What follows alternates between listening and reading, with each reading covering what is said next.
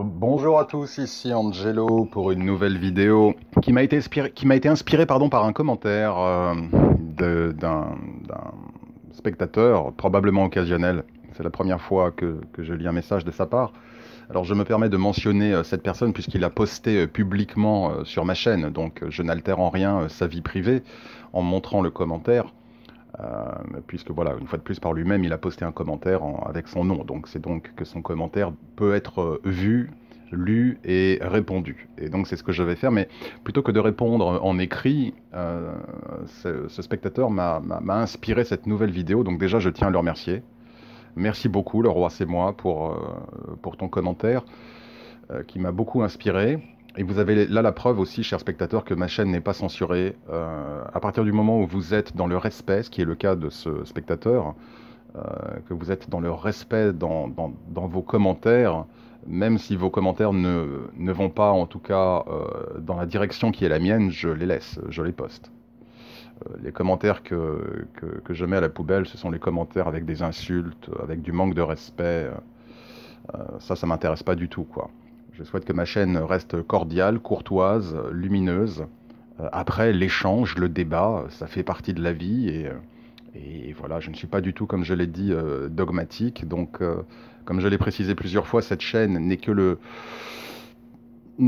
comment dire, n'est qu'un miroir qui me permet d'indiquer un petit peu mes pensées, mes observations, ma pratique, mais cela ne signifie pas que les gens n'aient pas le droit de penser différemment. Voilà, et donc c'est la raison pour laquelle parfois, lorsque les commentaires en tout cas sont toujours écrits avec respect, même si je suis en désaccord avec eux, je les laisse toujours sur ma chaîne. Voilà.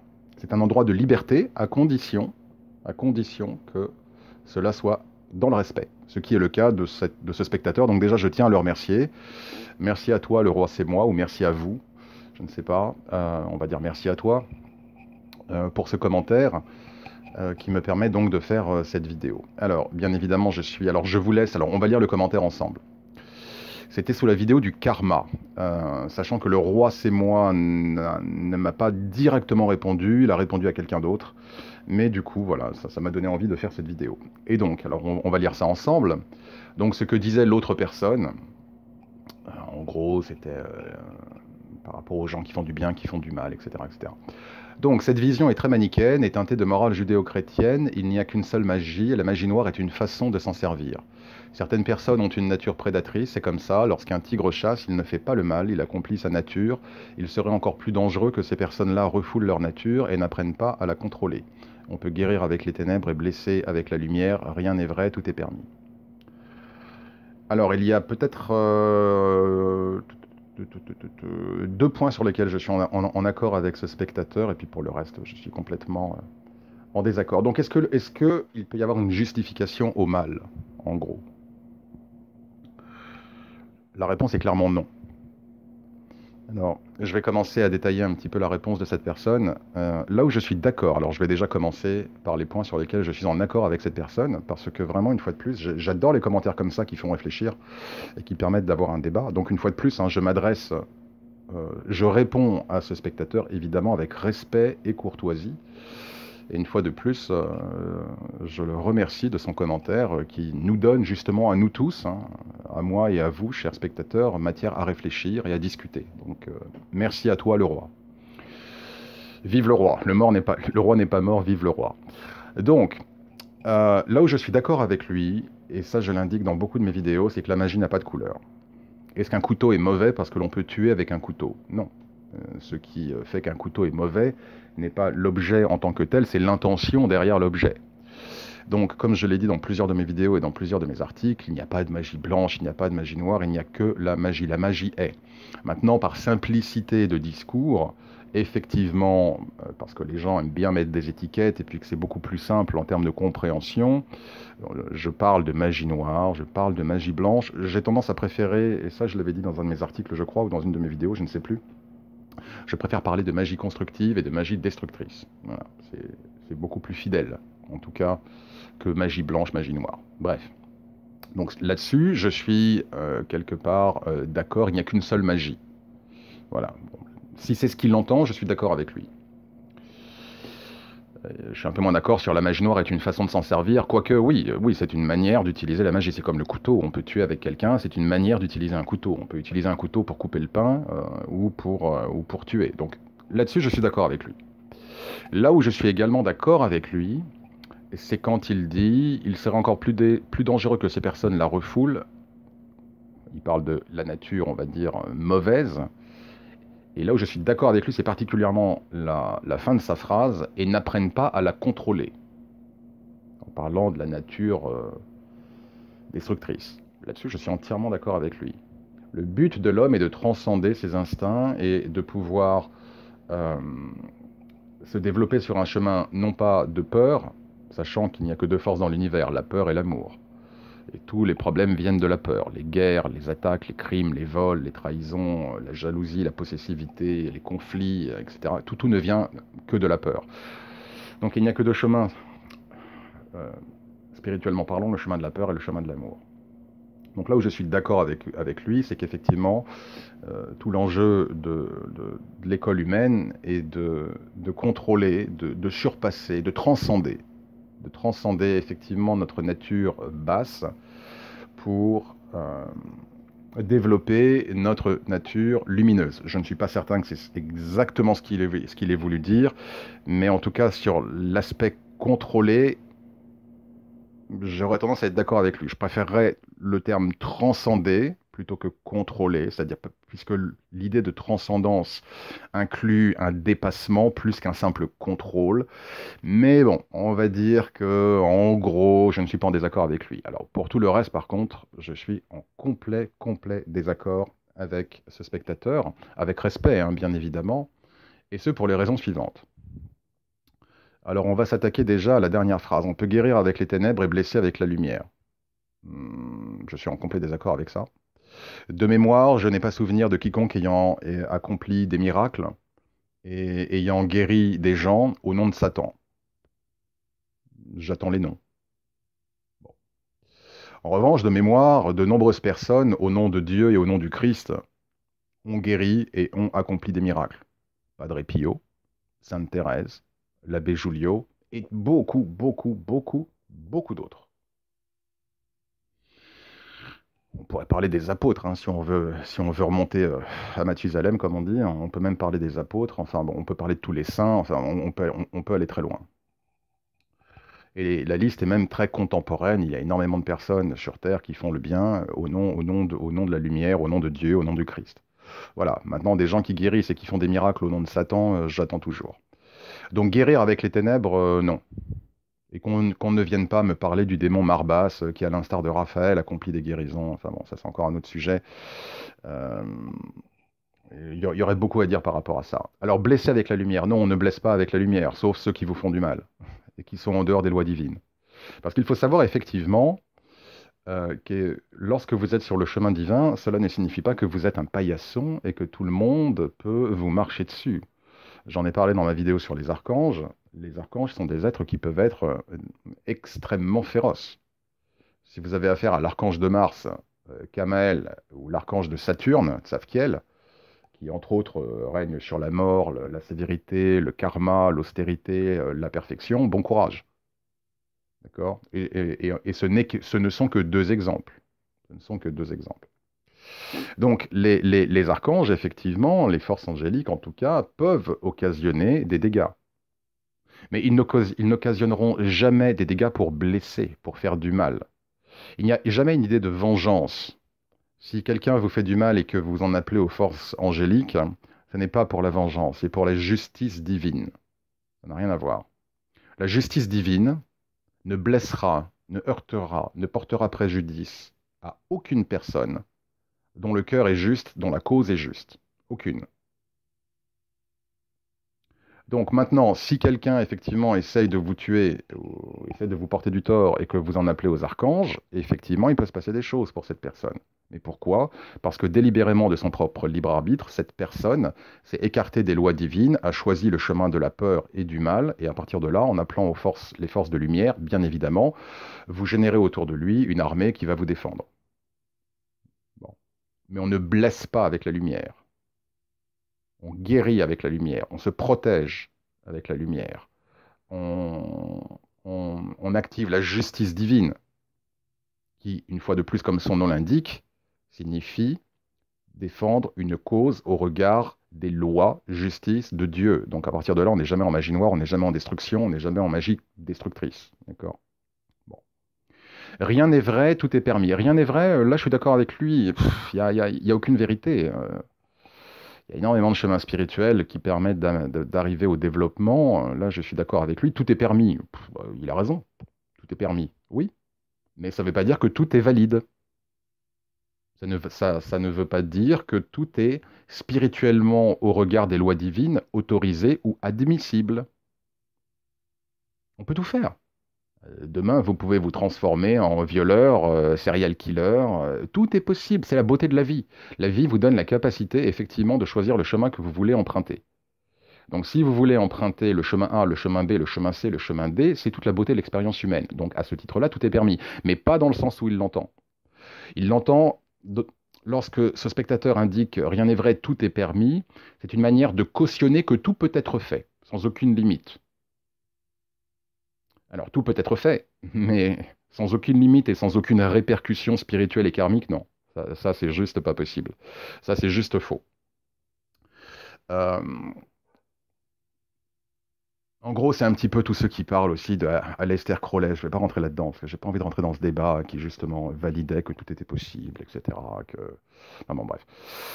Faut faire très attention avec ça. Oui, on peut tout faire. Cela ne signifie pas que tout soit acceptable, que tout soit acceptable d'abord humainement, et puis spirituellement, et que rien n'ait des conséquences, rien n'engendre des conséquences. Donc à ce titre-là, non, tout n'est pas permis. En tout cas, à partir du moment où on se lance dans le chemin spirituel, qui consiste à, à respecter les lois divines, à avancer sur le chemin divin, non, tout n'est plus permis.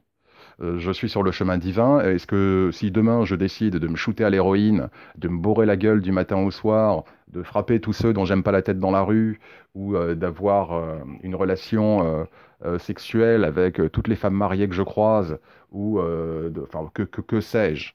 Non, ce n'est pas permis. Cela ne m'est pas permis au regard du chemin dévotionnel spirituel qui est le mien, qui consiste à faire en sorte que ma vie s'aligne le plus possible en fonction des lois divines et en accord avec les lois de Dieu. Non, cela n'est pas permis. Bon. Alors ensuite, l'exemple du tigre. Alors ça c'est la chose qui est... Et j'ai déjà entendu cet argument quand j'évoluais à l'époque avec des Oungans qui pratiquaient le vaudou. Et avant que je ne m'aperçoive que ces individus-là étaient de forts mauvais personnages qui faisaient beaucoup de mal, j'ai eu cet argument de la part d'un sorcier vaudou envers lequel, à l'époque, en tout cas, j'attribuais mon respect jusqu'à ce que je découvre qu'en fait, qui il était réellement. Et je me souviens qu'une fois, il me disait, Angelo, tu sais, alors lui, c'était pas le tigre, c'était le requin. Bon. Il me disait, si le requin tue, il n'est pas mauvais. Il respecte simplement sa nature. Voilà. Mais ça, c'est un argument très facile de la part de ceux qui se livrent à des actes spirituels destructeurs que de prendre l'exemple du tigre ou du requin. Alors déjà, on va démonter cet argument alors, très facilement et très rapidement.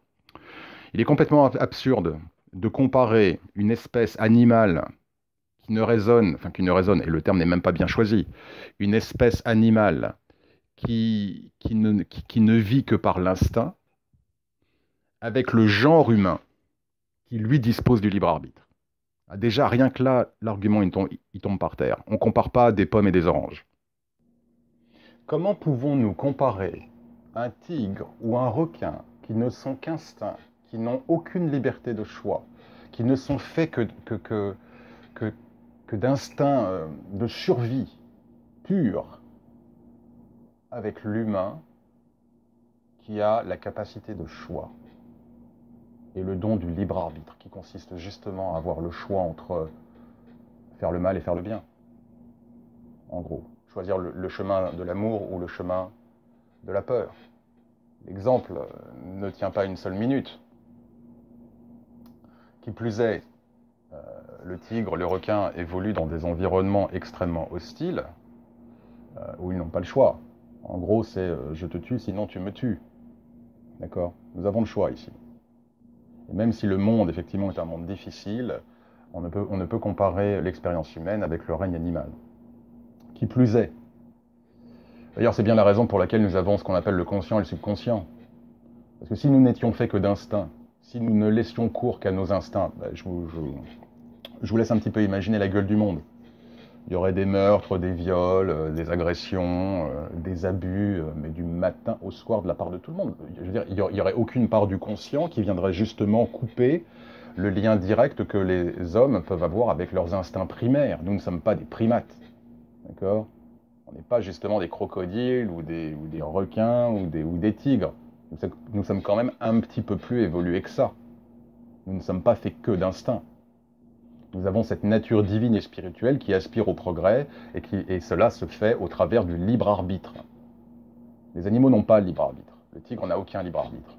Le tigre, le requin, le lion, ils n'ont aucun libre arbitre, contrairement aux hommes. Alors qui plus est, lorsque le tigre tue, il ne le fait pas par plaisir, il le fait par instinct, il le fait par nécessité. D'accord? Si un être humain se met à violer ou à tuer, beaucoup le font par plaisir. D'accord? Tous les pédophiles. Alors on va dire qu'un pédophile c'est comme un tigre. Ah oui, mais c'est son instinct. Bon, on ne peut pas lui en vouloir, il est comme ça, c'est son instinct. Oui, mais c'est pas un tigre, c'est un être humain. Et au moins le tigre, il n'a aucun plaisir dans ce qu'il fait. Il le fait parce que c'est purement instinctif. Voilà, c'est pour sa survie.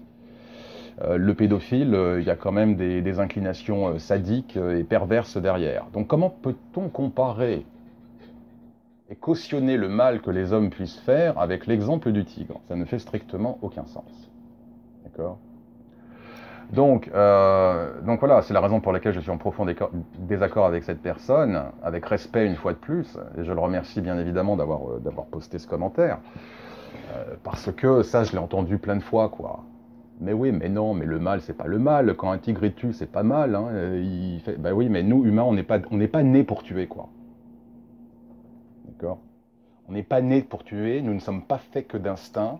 Nous avons une part spirituelle, nous avons notre libre arbitre qui justement caractérise la condition humaine, celle de pouvoir choisir. Le tigre ne peut pas choisir. Donc on ne peut pas comparer un règne humain avec un règne animal. Je veux dire, intellectuellement, je le dis avec respect, intellectuellement c'est juste absurde. Ça ne tient pas la route. Donc tout ça pour dire... alors après, morale judéo-chrétienne, bon, comme je vous l'ai dit, je base mon discours plus sur la spiritualité que sur la religion.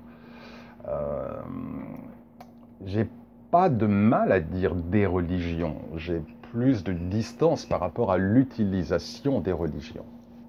Mais dans les textes religieux, que ce soit les 3 religions du livre, ou peut-être d'autres, je connais moins les autres, il n'y a pas que des mauvaises choses. Il n'y a pas que des mauvaises choses. Mais c'est plus, on va dire, le dogme et l'utilisation autour des religions qui, effectivement, me refroidit quelque peu.